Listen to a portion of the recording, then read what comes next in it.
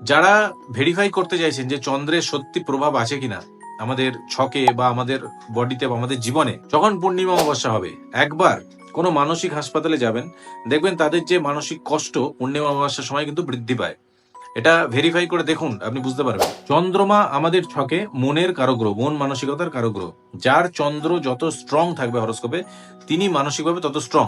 যার যত উইক থাকবে, সে মানসিকভাবে ততটা উইক থাকবে। চন্দ্র যদি হরোস্কোপে রাহু যুক্ত হয়, কেতু যুক্ত হয়, চন্দ্র যদি শনি যুক্ত হয়, রবি যুক্ত হয়, চন্দ্র যদি শনি দ্বারা দৃষ্ট হয়, তাহলে কিন্তু আপনি মানসিকভাবে দুর্বল।